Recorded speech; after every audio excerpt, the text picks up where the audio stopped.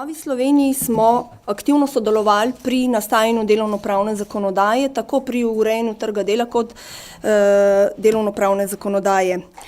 Tukaj bi najprej predvsem poudarila, da smo se zavzemali za matere, za družine, to, kar je tudi naš osnovni program v Novi Sloveniji, in bi najprej rada spostavila, da smo dosegli dogovor omejitev čas dojenja, ki opravičuje delavko do posebnega varstva pred odpovedjo do 1 leta in pol.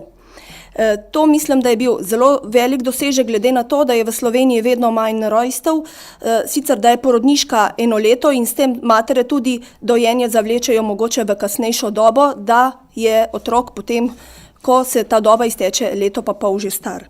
Rada bi tudi poudarila, da je možno tudi, kar se tiče agencijskega dela, tudi tukaj je bilo naše pogojevanje, da se nekaj uredi tudi na področju agencijskega dela, da je najvišja kvota 25% vseh zaposlenih, ki delajo preko agencijskega dela.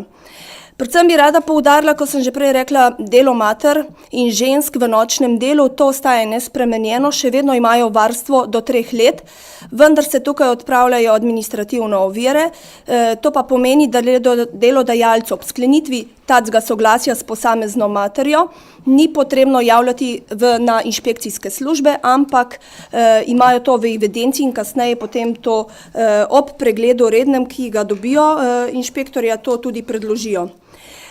Posebno se mi zdi tudi poudariti zaostritev pogojev za sklepanje pogodb za določen čas in zmanjševanje veriženja. Vemo, kako je s tem. Tukaj se prekinje veriženje, predvsem gre tukaj za varstvo delavcev, tako da pogodbe za določen čas bo imele 5-krat višji prispevek za brezposelnost, kot pa pogodbe za nedoločen čas. Tukaj želimo doseči, da bi zaposlovanje za nedoločen čas bilo spodbudno za delodajalce.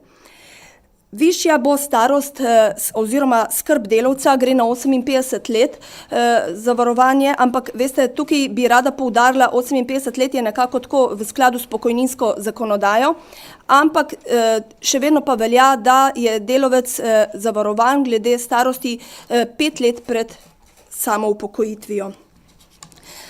Potem bi rada še poudarila, da ob izteku pogodbe za določen čas 1 leta so tudi odpravnine, sicer 1/5 od povprečne mesečne plače. Kar bi še rada poudarila, pa se mi zdi tudi pomembno, pa je tudi uvedba začasnega in občasnega dela za upokojence. To sedaj ni bilo urejeno. Tukaj pa imam v mislih, da nek upokojen šofer avtobusa lahko pelje tudi dela izven pokojnine, tako da je tudi za te ljudi urejeno.